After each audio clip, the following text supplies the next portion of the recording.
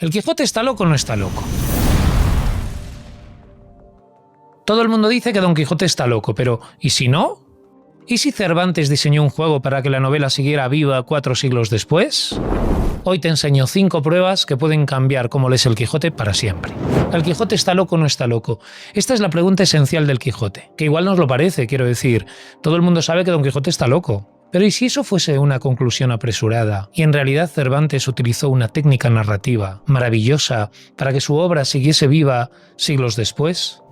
El Quijote es la novela más leída de todos los tiempos y, que me perdonen los shakespearianos, es para mí la mejor novela de toda la literatura. Cervantes la publicó en 1605 y ya fue un gran éxito entonces. La novela cuenta la historia de un hombre que supuestamente se volvió loco leyendo libros de caballerías y luego le suceden un montón de azares. Al fuego sin excusa alguna. No, señor, que es el mejor de todos los libros del género de caballería. Además, Cervantes trufa la novela con un montón de pequeñas historias, pequeñas novelas que pueden funcionar como relatos independientes. Hay más maravillas en el Quijote, por ejemplo, hay un momento en que hay varios puntos de vista para contar la misma historia. En fin, como os digo, el Quijote es una novela absolutamente magistral, pero para detenernos en una de las maravillas, en la pregunta mollar, ¿el Quijote está loco o no está loco?, nos vamos a centrar en una de las técnicas que utiliza Cervantes para contar esto. Mirad, confieso que yo tampoco me había preguntado nunca si el Quijote estaba loco o no estaba loco, hasta que hace unos años di con un ensayo de Gonzalo Torrente Ballester, el escritor. El ensayo se titulaba El Quijote como juego, y él le dice que leyendo el Enrique IV de Pirandello, que es una obra de teatro, donde se cuenta que Enrique IV es un personaje que se inventa un tipo que se cae de un caballo y cuando se levanta se cree que es Enrique IV de Alemania. Un golpe en la nuca y ahí le tenéis, Enrique IV. Entonces toda la gente alrededor le seguirá el juego por consejo del médico, hasta que en un momento el supuesto Enrique IV recupera la cordura, pero no se lo dice a nadie. Esa es la historia de Enrique IV, que recuperada la cordura se da cuenta de que el mundo es más interesante para él y para todos los que hay alrededor si él sigue haciéndose pasar por Enrique IV, aunque ya sabe perfectamente que no lo es. Cuando Torrente Ballester leyó esto, frunció el ceño y se dijo, uy, ¿y si ocurre lo mismo con el Quijote? ¿Y si el Quijote es un personaje que se inventa Alonso Quijano, que se ha inventado Cervantes y que se hace pasar por loco para hacer de su vida algo mucho más interesante? Con esta luz, Torrente Ballester va a empezar a hacer descubrimientos deslumbrantes sobre el Quijote y los vamos a desvelar aquí.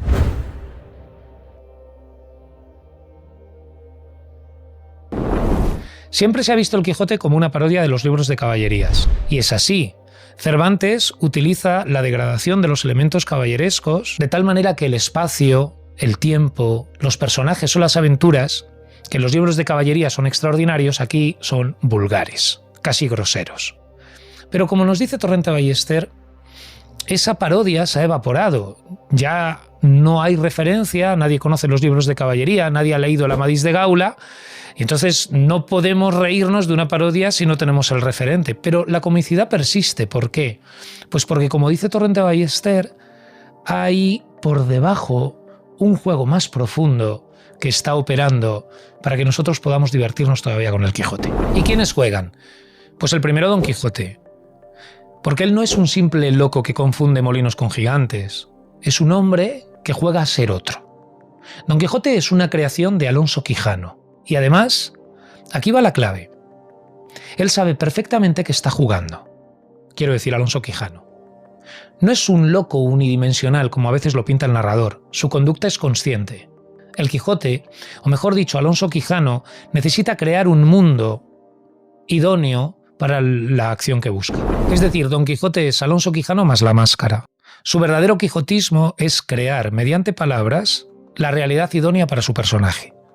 De hecho, hay un momento al principio de la novela, cuando Don Quijote ha caído tras intentar acometer a unos comerciantes, que es encontrado por un vecino suyo que se llama Pedro Alonso, y Don Quijote no se puede levantar. Y cuando ve a Pedro Alonso que se acerca, empieza en uno de sus rollos de libro de caballería y le empieza a decir: «Tú eres el marqués de Mantua, mi tío y señor carnal, yo soy Valdovinos». Y Pedro Alonso lo mira y le dice: «¿Pero qué dice usted del marqués de Mantua? Que yo no soy el marqués de Mantua y usted no es Valdovinos. Usted es el honrado señor Quijana, mi vecino». «¡El marqués de Mantua!». «Déjese usted el marqués de Mantua», dice Pedro Alonso. Y aquí Don Quijote nos va a dar la primera pista, porque va a cesar en el Parlamento que tiene, va a mirar a Pedro Alonso y básicamente le va a decir: yo sé quién soy y también sé quién puedo llegar a ser. El segundo que juega es el narrador. Aquí viene una de las ideas más potentes. El narrador no es Cervantes. El narrador del Quijote, ante todo, es un cínico. Esto es algo absolutamente fundamental. Es un truco. El narrador es un personaje interpuesto que se inventa Cervantes. No solo para eludir censuras, sino también, y esto es fascinante, para que su juego pueda funcionar. Porque el narrador también juega. ¿Cómo? Pues insistiendo machaconamente en que Don Quijote está loco. Tacha sus actos de desatinos, dice de Sancho que es bobo o majadero. En suma, parece que nos impone su juicio. Pero al mismo tiempo el narrador es bastante honesto, porque nos da, en sus descripciones de las acciones, material suficiente para que nosotros, los lectores, podamos sacar nuestras propias conclusiones, incluso en discrepancia con él. El narrador jugará a ocultar algo, a guardar un secreto, la lucidez de Don Quijote, mientras Don Quijote juega a no reconocerlo. Esta es la columna vertebral de la novela. El narrador mantiene una imagen contradictoria del protagonista. La tercera pata de este banco es Sancho Panza. Al principio es el bobo, digamos el realista que no entiende nada de lo que está pasando. Pero Sancho llegará a comprender exactamente lo que ocurre, y lo hará concretamente en Sierra Morena. Mirad, Don Quijote y Sancho, llegado un momento en la primera parte, entran en Sierra Morena, y cuando Don Quijote se ve entre tanta piedra, le dirá a Sancho: Sancho, voy a hacer una locura por Dulcinea aquí, ve y dile que estoy haciendo locuras por ella, llévale una carta. Y Sancho, antes de ir, le dirá a Don Quijote: pero señor, ¿cómo voy a llevarle una carta a Dulcinea si yo no la he visto nunca? Y Don Quijote responde: no te creas tú, Sancho, que la he visto yo mucho, pues su padre Lorenzo Corchuelo y su madre Aldonza Nogales bien la tienen protegida de las miradas curiosas. Claro, Sancho, que es de pueblo, cuando le dan estas coordenadas, se da cuenta de que la señora Dulcinea es Aldonza Lorenzo. O sea, Sancho se da cuenta de eso. Y en lugar de romper el juego, aquí es donde se da cuenta de que puede jugarlo él también. Torrente Ballester dirá que a Sancho aquí le entra aptitud para el juego que va a ir desarrollando a lo largo de la novela. Incluso llegará en la segunda parte a transmutar los papeles. Se dice que cuando Sancho quijotea, Don Quijote sanchea, porque Sancho va a ser incluso mejor jugador que Don Quijote en la segunda parte. Esto es una jugada de maestro, de Cervantes. Y por último, el lector. Nosotros, que también estamos invitados a este juego, de apariencias e interpretaciones, porque el narrador nos va a dar suficientes piezas para dejarnos jugar. Y así nos atrapa, casi inconscientemente, a lo largo de los siglos. Aunque la parodia de los libros de caballería, como hemos dicho, haya quedado obsoleta. Vale, pero dame pruebas. Vamos a las pruebas. Y fíjate en la cuarta, sobre todo, que es donde Cervantes se sacará de la manga un truco que te va a dejar fascinado.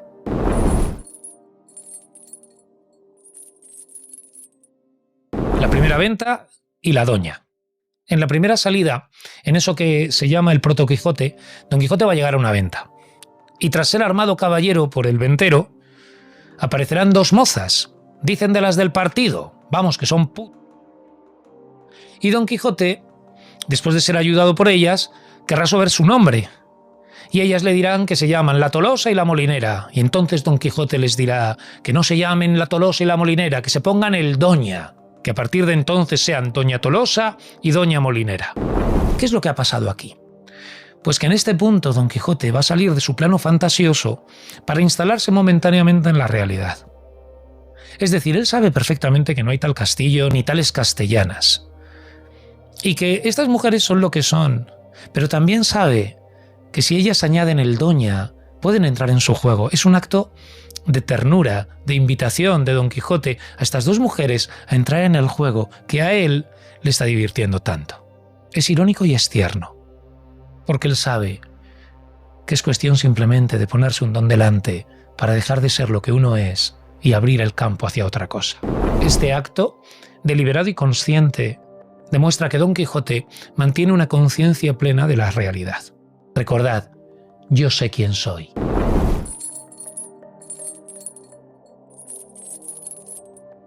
Dulcinea del Toboso. La enamorada ideal. La historia es que Alonso Quijano, un día vio a esta moza, Aldonza, que era de un pueblo cercano al suyo, del Toboso. Y ese recuerdo le inspiró la construcción de Dulcinea en su cabeza para su fantasía. Pero en realidad no sabemos nada de ella. Adelante en la novela hay un personaje que se llama Vivaldo, que es versado en libros de caballerías, y que hablando con Don Quijote le preguntará por la descripción de su amada. Y Don Quijote empezará a utilizar los tópicos de los poetas y nunca se asentará en la realidad. Don Quijote se pierde en esas exageraciones y en esas palabras. ¿Por qué? Porque Dulcinea es lo que es un ideal, es algo que no existe, que solo puede construirse con exageraciones. Don Quijote ni siquiera ama a Dulcinea. Amar, lo que se dice amar, quiere a Rocinante y quiere mucho a Sancho, pero Dulcinea solo es un instrumento. ¿Os acordáis de lo que hemos contado antes, de cuando Sancho se dio cuenta de que Aldonza Lorenzo era el elemento real de Dulcinea? Pues en este momento va a ocurrir que cuando Sancho le dice a Don Quijote: «Pero, ¿Dulcinea, entonces, es Aldonza Lorenzo?», Don Quijote saldrá del paso contando un cuentecillo, el cuentecillo de la viuda, el único cuento que cuenta en toda la primera parte. Don Quijote dirá: «Mira, Sancho, se cuenta de una viuda que era joven, guapa y rica, y que iba por todos los terrenos de España y que se iba quedando a hospedarse en los monasterios, y en una ocasión se queda en un monasterio y según entra ve al hortelano que está allí trabajando. Entonces la viuda le hace seña al hortelano y se lo lleva hasta la habitación, y allí deshacen aquellas camas impenitentemente y sacuden aquel colchón, lo cual fue escándalo de todos los monjes que fueron a hablar con el padre abad, el abad del monasterio. «Vaya, dígaselo, dígaselo». Y así llegó el abad, llamó a la puerta y abre la viuda y se encuentra el abad. Y la viuda dice: «¿Qué? ¿Hay algún problema, padre?». «No, ningún problema». Entonces, «Bueno, sí, es que no entendemos, los monjes y yo no entendemos». «¿Qué es lo que no entiende, padre?». «Pues no entendemos cómo habiendo en esta casa tanto experto en San Agustín, tanto intérprete de Santo Tomás y tanto entendido en Aristóteles, vos hayáis elegido para acompañaros al hortelano». A lo que la viuda responderá: «Mire, padre, para lo que yo lo quiero, tanto me vale el hortelano como cualquier otro». Y Don Quijote dirá: «¿Ves, Sancho? Pues para lo que yo quiero a Dulcinea, tanto me sirve Aldonza como cualquier otra». Lo cual demuestra que Don Quijote está utilizando muy sabiamente para sus propios fines la imagen de Dulcinea transmutada en la carne de Aldonza Lorenzo, que no le sirve para nada. Prueba tercera: las ovejas. Don Quijote y Sancho acaban de salir de la venta de Palomeque. Sancho ha sido manteado y encontrarán en un valle un par de rebaños de ovejas que van uno frente al otro. Y Don Quijote dirá: «Esos son dos ejércitos. Mira, Sancho, ahí tienes un ejército comandado por Pentapolín, el del arremangado brazo, y al otro ejército comandado por Alifanfarón». Y empieza a decir estos nombres que él se inventa, que son tan graciosos, que es que también uno no se inventa un nombre así de cualquier manera. A un gigante lo llama Caraculiambro y otro dice que es Bizco. En fin, que Don Quijote dice: «Pentapolín, el del arremangado brazo, él defiende su honor frente a Alifanfarón, así que me pondré del lado de Pentapolín para vencer en esta batalla». Y se pone como a liderar al ejército de Pentapolín y a matar al resto de los caballeros. Pero fijaos, si él viera caballeros encima de las ovejas, alancearía por encima de las ovejas. Pero alancea las ovejas. ¿Por qué? Porque ve perfectamente las ovejas. Ve la realidad, él está jugando. Quizá lo que no vio fue a los pastores que estaban acompañando las ovejas y que se lían a pedradas con él, pero esto es otra historia. Prueba 4, la rúbrica. Bueno, esta es genial, esta me encanta. Don Quijote y Sancho están en Sierra Morena. ¿Recordáis todo lo que había pasado cuando Sancho se da cuenta de que Dulcinea en realidad es Aldonza Lorenzo? Sancho, además de eso, él está triste porque le acaban de robar el burro. Y Don Quijote, en un momento de generosidad, le ha prometido: «No solo un burro, Sancho, cuando volvamos yo te daré 3 de mi propia hacienda». Y como os digo, Don Quijote le ha dicho a Sancho que le lleve una carta a Dulcinea. Don Quijote redactará esa carta con todo tipo de florituras y al final la firmará como el caballero de la triste figura. Y Sancho aprovechará este momento para decirle a Don Quijote: «Bueno, fírmeme usted, señor, la carta pagaré donde dice usted que me dan los 3 pollinos. Ya que voy para allá, los pido». Don Quijote dice: «Claro, Sancho», y empieza a escribir la carta, y cuando ha terminado se la da a Sancho. Sancho mira la carta y dice: «Señor, aquí falta la firma». Y ahora viene el problema, porque Don Quijote Si firma como Don Quijote, ese pagaré no tiene valor. Pero si firma como Alonso Quijano, se está descubriendo ante Sancho. ¿Veis? Esto es lo que dice Torrente todo el tiempo que le va a pasar a Don Quijote. Don Quijote va a armar una fantasía como de juego, pero la realidad le va a saltar. Por ejemplo, él va a atacar a los molinos. Cuando está él casi clavándole la lanza en el aspa del molino, que él está diciendo que es la mano del gigante, vendrá un golpe de viento como un golpe de realidad y lo tumbará. O por ejemplo, lo que hemos contado antes de las ovejas, que cuando él se quiere dar cuenta, pues es atacado por los pastores. Aquí pasará lo mismo con la... no sé si decir estulticia o la ingenuidad o la cierta malicia de Sancho. Señor, fírmeme la carta, porque sin la firma la carta no tiene valor. Como hemos dicho, Don Quijote no puede firmar como Don Quijote, tampoco puede firmar como Alonso Quijano. ¿Y qué hace? ¿Qué hace Don Quijote para no desvelar su juego y que el pagaré tenga valor? Pues esto es una genialidad de Cervantes. Daos cuenta de lo siguiente: una firma está compuesta por dos componentes, lo que es la firma, que es el nombre, y lo que es la rúbrica, que es como el adorno. Don Quijote dice, bien, baste la rúbrica y hace el adorno, que es lo que puede ser común a Don Quijote y Alonso Quijano, y de esta manera soluciona el problema. ¿Qué? ¿Os estáis convenciendo ya de que Don Quijote es loco, lo que se dice loco no está? Pues nos queda la última prueba. El narrador tramposo. Yo voy a contaros la escena y antes a poneros en antecedentes. Don Quijote estaba en Sierra Morena y para sacarlo de allí, el cura, el barbero y una muchacha que se han encontrado allí, que se llama Dorotea, le han montado una trampa. Dorotea se ha hecho pasar por una princesa llamada Micomicona, recién llegada del reino de Micomicón, y le ha dicho a Don Quijote que su reino está siendo asolado por un gigante terrible y que tiene que ir a ayudarlos para librarlos del gigante. También le ha hecho prometer que no se meterá en ninguna otra aventura hasta haber solucionado la del reino de Micomicón. Y así llegamos al capítulo 44 de la primera parte del Quijote. Don Quijote está en una venta y él ve como dos que están hospedados en la venta, dos tunantes, quieren irse sin pagar. El ventero les recrimina. Los dos tunantes se dan la vuelta y se lían a golpes con el ventero. Las mujeres se ponen a gritar, le piden a Don Quijote que intervenga, ya que va armado. Don Quijote dice que él no puede, porque él le ha jurado a la princesa Micomicona que no se va a meter en ningún lío hasta haber solucionado la del reino de Micomicón, que si acaso Sancho sí que puede pegarse con estos dos, pero Sancho ni está ni se le espera. Las mujeres se ponen a gritarle a Don Quijote que es un cobarde. Don Quijote dice que él es que no puede hacer nada, pero que a lo mejor si aparece la princesa Micomicona por ahí, él le puede pedir permiso y que si ella da permiso, él intervendrá. Y todo este follón, de repente, el narrador lo va a detener ahí. Nos va a decir, dejemos esto aquí, y se va a otra cosa. Y cuando vuelve a esa situación, el narrador nos dice que ya está todo calmado, que los dos tunantes han pagado al hostelero, no por amenazas de Don Quijote, sino por las buenas razones que éste dio. Y ahora, una vez contada la anécdota, vamos a entrar en la interpretación. ¿Cuáles pueden ser esas buenas razones? Pues si son buenas razones de Don Quijote, desde luego serán razones como de castellano, de que eso es un castillo, amenazas, etc. Eso es lo que puede hacer Don Quijote. Y los dos tunantes que ya estaban a golpes con el ventero, lo que habrían hecho es liarse a golpes también con Don Quijote, como ya le pasó a Don Quijote en tantas otras ocasiones anteriores. O sea, que tenemos que descartar esa posibilidad. ¿Qué posibilidad nos queda entonces? Pues las buenas razones no de Don Quijote, sino de Alonso Quijano, que le diga a los dos tunantes, bueno, el ventero pues se gana la vida con este negocio, y que los convenza con argumentos racionales. Entonces, ¿por qué el narrador no nos cuenta esto? Pues porque si nos contase esto, estaría desvelando no solamente el juego del Quijote, sino su propia honestidad, su propio juego. Nos estaría desvelando que él realmente sabe quién es Don Quijote, pero juega a guardarnos el secreto. Si con esta prueba nos convencéis, yo ya no sé. El mayor caballero de todos los tiempos. Don Quijote hará todas las supuestas locuras que hace con el único fin de ser considerado el mayor caballero de todos los tiempos. En realidad da igual si lo hace conscientemente, como aquí hemos defendido, o si lo hace por locura.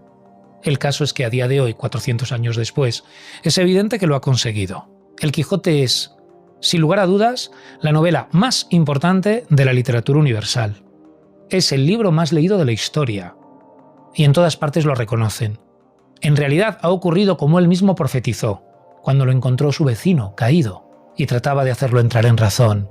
Y Don Quijote, recordad, dijo, «Yo sé quién soy, y sé que puedo ser no solo los que he dicho, sino todos los 12 pares de Francia, y aun todos los 9 de la fama, pues a todas las hazañas que ellos todos juntos, y cada uno por sí mismo hicieron, se aventajarán las mías». Y así ha sido. Don Quijote venció. ¿O tú conoces algún caballero más famoso que Don Quijote? Hay muchas más pruebas, tanto en la primera como en la segunda parte del libro, donde se deja entrever el juego del Quijote. Pero nosotros paramos aquí. Quizás, si queréis, suscribíos y decidnos en los comentarios y contaremos las de la segunda parte, si es que no se nos adelanta alguna avellaneda.